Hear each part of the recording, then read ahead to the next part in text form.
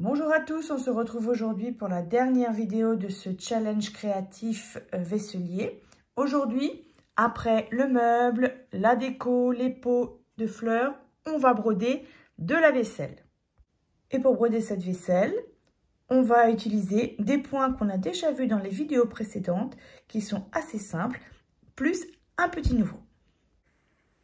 Ma première proposition pour broder cette vaisselle, c'est de faire, comme ici, du point arrière fendu. Je l'ai déjà montré dans une vidéo précédente, dans la première. Mais ici, je souhaitais vous la remontrer parce qu'il y a des tout petits détails. C'est un tout petit motif, donc je voudrais vous remontrer.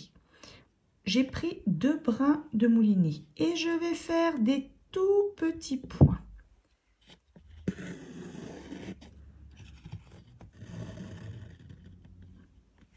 Je vais en avant un extrêmement petit point parce que sinon vous n'allez pas pouvoir suivre correctement les courbes. Ça va être moins joli. Voilà.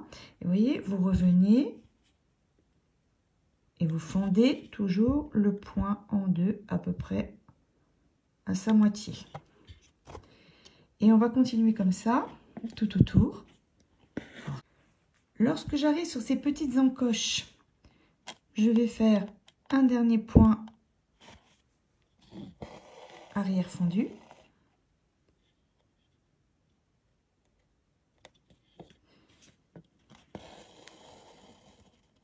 Puis je vais repartir ici en avant.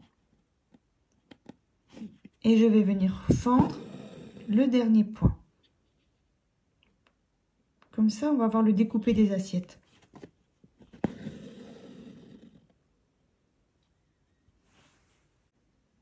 Voilà le résultat obtenu avec ce point arrière fondu. J'en ai mis ici un petit peu sur la cafetière et au centre de la petite assiette. Et ma deuxième proposition pour faire la vaisselle, c'est de faire du point de chaînette, comme on a déjà appris dans la première vidéo, mais en utilisant qu'un seul brin de moulinet pour faire de petits points avec un fil très fin. Et ce que je voulais vous montrer là, c'était pour terminer quand on fait du point de chaînette sur un cercle. Pour finir le rond. Voilà, on va jusqu'au bout.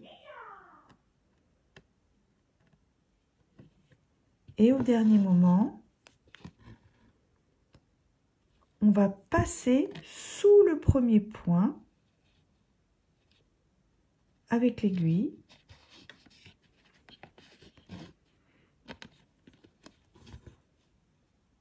Repiquer dans la boucle précédente et faire un nœud derrière. Et voilà, là on a nos 2 cercles en point de chaînette. Voilà ce que ça donne pour le point de chaînette. Alors j'en ai mis également là au milieu pour le couvercle, sur l'anse. J'en ai mis aussi sur le bord du bol ici et sur la petite tasse.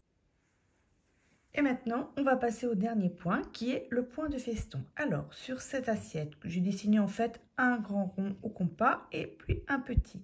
Et là, j'ai fait des traits qui se dirigent tous vers le centre de l'assiette et on va réaliser du point de feston.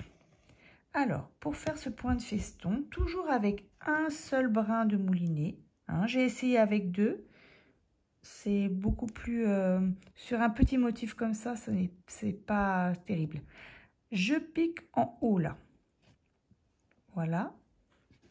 Et je vais ressortir à la base. Et je tire. Puis, je continue sur l'autre trait. Je repique en bas et je tire. Toujours tirer vers soi. Et je continue ainsi de suite tout autour de cette roue.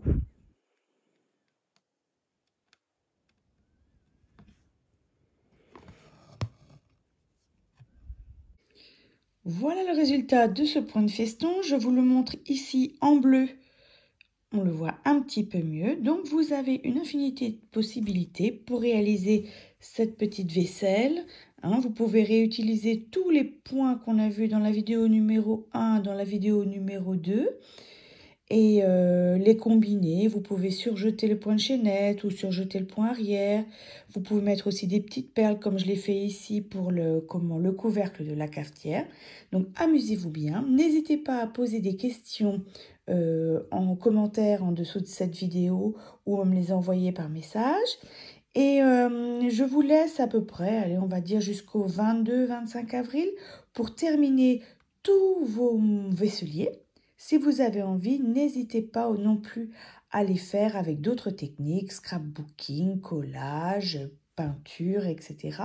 Vous envoyez une photo avec le hashtag défi créatif vaisselier et des gagnants seront tirés au sort.